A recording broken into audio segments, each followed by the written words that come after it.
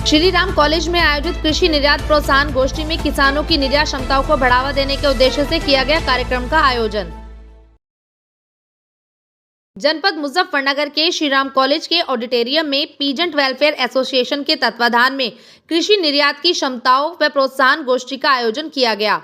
गोष्ठी का मुख्य उद्देश्य किसानों को उनके द्वारा उत्पन्न किए गए उत्पादों के उचित दाम और उत्पादों की बिक्री के लिए उचित बाजार उपलब्ध कराना रहा। गोष्ठी में पधारे अनेक कृषि वैज्ञानिकों व कृषि विशेषज्ञ ने इस विषय पर अपने अपने विचार रखे एवं अपने अपने अनुभवों को साझा किया।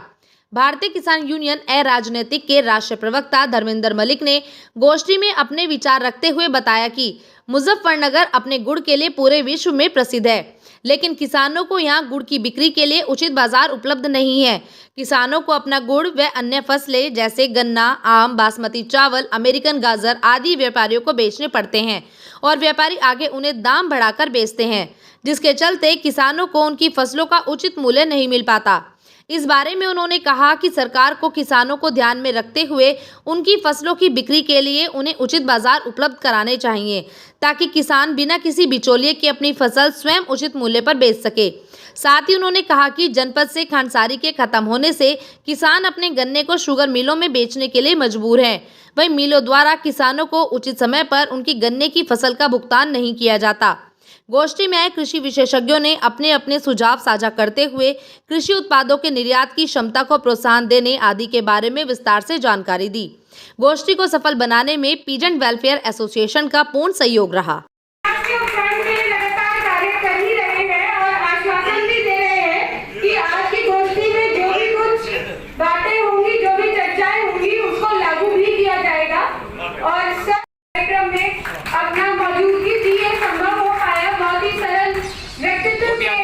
भाई पीछे तो आ जाओ यार।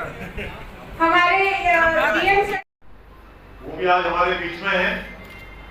ई कॉमर्स कंपनियों पर भी कार्य शुरू होगा। मैं अभी बीच में देख रहा था कि वहां भी निर्यात करने वाली कुछ कंपनियों के साथ में जिला प्रशासन ने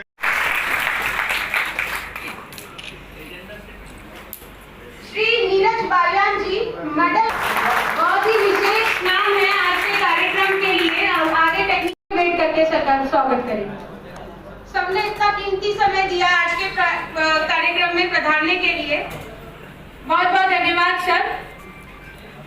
अब जैसे कि परंपरा है, कार्यक्रम को आगे बढ़ाना ही है और कार्यक्रम को आगे बढ़ाते हुए जो आपके क्षेत्र में कठिनाइयां आ रही हैं उन कठिनाइयों को दूर करने का भरसक लोग प्रयास करेंगे।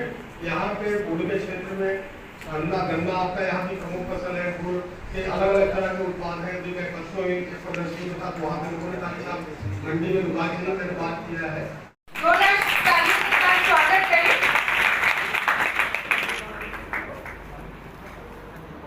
आज जो गोष्ठी है ये कृषि निर्यात प्रोत्साहन के लिए रखी गई है कि जनपद में जो संभावनाएं हैं, जैसे जनपद में मुजफ्फरनगर में पूरे भारत में सबसे अच्छी क्वालिटी का गुड़ पैदा होता है, लेकिन उसके लिए बाज़ार नहीं है।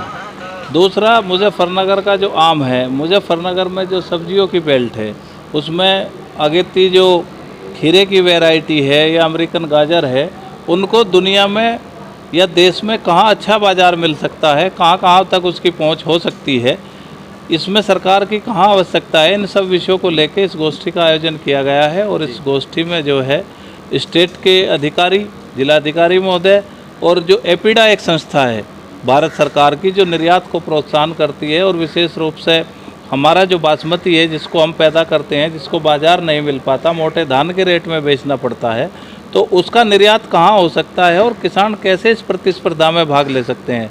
होता क्या है कि किसान पैदा करता है, व्यापारी खरीद कर निर्यात करते हैं किसान के नाम पे, उसका लाभ जो है बीच के लोगों को मिलता है। तो हम चाहते हैं कि जो भी संभावनाएं हैं सीधे किसान इससे जुड़े और किसानों को इसके संबंध में जानकारी हो, तो इसीलिए इस गोष्ठी का आयोजन किया गया है। ये आज पहला छोटा सा कदम है, इसको आगे भी बढ़ाया जाए। एक तरफ आप किसानों को बता रहे हैं कि हम फसल उगानी चाहिए जिसका बाहर निर्यात आयात निर्यात हो सके, और दूसरी तरफ गन्ना जो है उसका पेमेंट नहीं हो पाता। नहीं, देखिए गन्ना पेमेंट के लिए कुछ समूह में दिक्कत है, ऐसा नहीं है कि सबका भुगतान नहीं हो पा रहा। हर जनपद में 1, 2 या शुगर फैक्ट्री है। तो हमारा ये भी मकसद है कि अगर हमारे पास बाज़ार उपलब्ध होगा तो हम शुगर मिल से भी हटें। हम अपने उत्पाद को, क्योंकि हमारे तो कोल्लू का जो महारत था वो पूरे देश में हासिल था।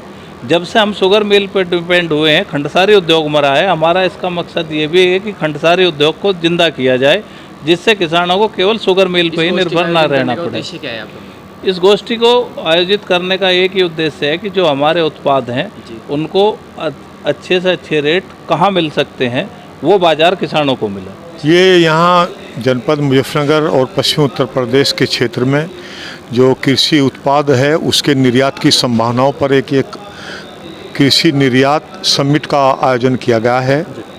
हम लोग चाहते हैं कि इस क्षेत्र में भी जो कृषि उत्पाद वाली फसलें हैं वे यहाँ से निर्यात हों और उसी तरह की फसलें बोई जाएं ताकि वो दुनिया के मार्केट में टिक सकें।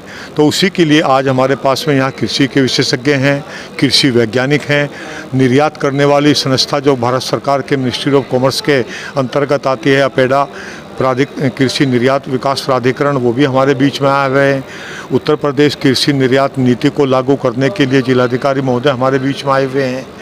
तो ये उसी परिप्रेक्ष्य में है कि ताकि यहाँ इस कार्य की शुरुआत की जा सके। उद्देश्य क्या है अशोक जी इस कार्यक्रम का? इस कार्य का मुख्य उद्देश्य है कि जो किसानों का उत्पाद है वो यहाँ से अंतर्राष्ट्रीय बाजार में जाए ताकि उसको अधिक लाभकारी मूल्य मिल सके। धरातल पर क्या किया जा रहा है इससे? धरातल पे ये किया जा रहा है कि पहले हम ऐसे किसानों को जागरूक करेंगे कि वो उस तरह की फसलों को बोएं जो अंतर्राष्ट्रीय मार्केट में जा सकती हों, बिक सकती हों, उनका मानक पूरा किया जा सकता हो।